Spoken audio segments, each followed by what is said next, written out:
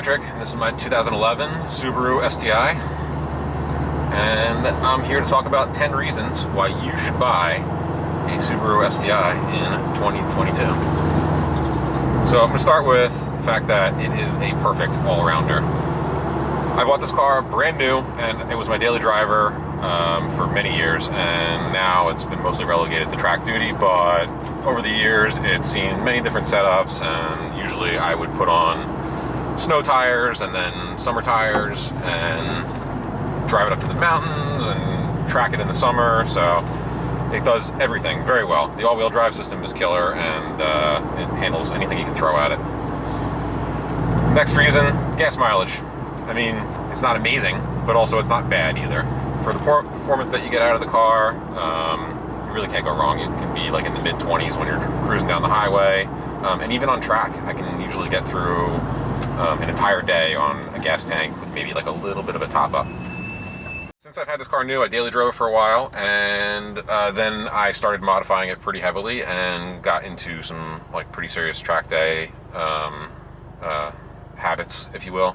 I've done probably about 20 different track days in this car, varying from everything from the quarter mile to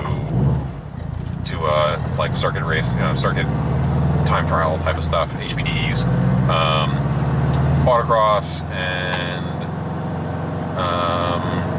a bunch of different like lessons, me learning from an instructor and so forth. But yeah, definitely like thousands of track miles on it, and it's been as reliable as the first day that I got it. It's actually never really given me much of a problem at all. I'm saying that now, and I'm sure it's going to explode on me on the way home or something like that, just to show me what's up.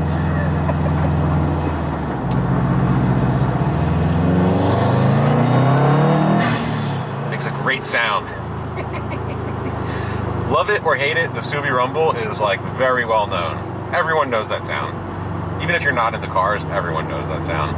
And the shame of it is, it's only on the USDM Subarus with the unequal length headers. It's actually the piece that gives it that sound, especially when you put an exhaust on it. The newer WRXs and like the BRZ don't make that sound at all, so it's kind of a shame. But the STI has it up until the very end of the line. So it was the EJ25 motor. To buy an STI is that they're all manual transmissions. So if you're looking for a manual transmission and you want to row your own gears, honestly, it's a really good manual transmission. It's stout and it shifts really well. Subaru's done a really good job refining them over the years. So it's one of my favorite manual transmissions. Everybody has their favorites. I'm a little biased because I've had a lot of Subaru. Another great thing about the STI is the aftermarket.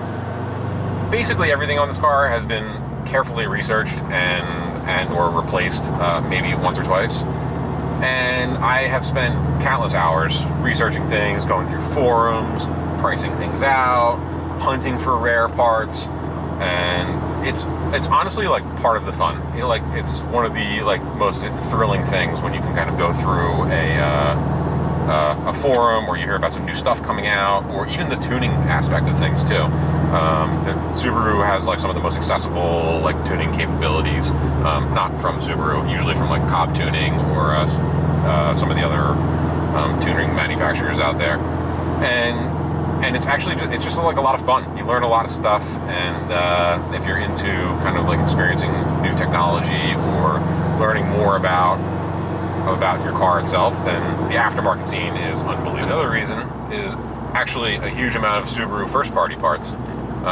Subaru has been making these cars for like a really long time, and they've basically been going back to the parts bin every time they like update one of these cars. And you can sometimes get rarer like Subaru OEM parts from overseas.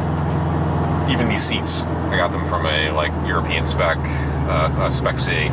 So the Recaro OEM seats that came out of another STI. Super comfortable and super grippy. So coming down the list, a variety of body styles.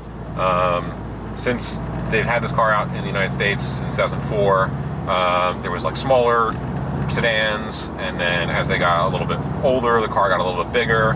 They added a hatchback variation, then they went back to a sedan, and Now, it's pretty much only a sedan, but if you wanted to, for 2008, up until about 2012 or 14, I forget, you can still get a hatchback, and it's super versatile if you're somebody who likes the outdoors and, you know, you need a hatchback instead of a sedan. So one thing I love about the STI is it is basically affordable performance.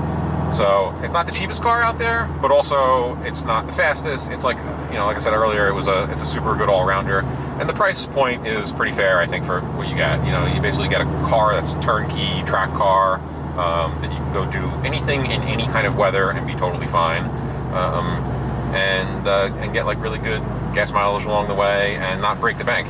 Even insurance is not crazy. You gotta buy an STI right now is you're kind of running out of opportunities to be able to get one. They discontinued the STI, and Subaru has stated that they're pretty much not going to bring them back. I don't know what their plans are, but they're not making any more of them. So if you want to get your hands on like solid all-wheel drive performance, you're pretty much left with like getting one now. You do have a lot of years to choose from, but they're not going to be making any new ones. So that's the shame of it. There was other competitors too, like the Evo, and a few other cars are coming out that could possibly take over the throne. But honestly, like let's be honest with ourselves, the STI was the king of the all-wheel drive turbo car at least in the United States for the past 20 plus years. So if you want one, now is the best time to get one. All right, buddy. Thanks for tuning in, learning a little bit about my STI, going down memory lane with me. If you like this video, I guess subscribe. And if you have any comments, just leave them below and I'll try to answer them. Comments, questions, anything, really. Just tell me what's on your brain. Thanks, everybody. I could do 10 reasons why you shouldn't buy an STI. Alright, so the funniest part about this car is actually not how fast it is, it's the fact that you can do this. It's just like, it's a go-kart. The brakes are so squeaky.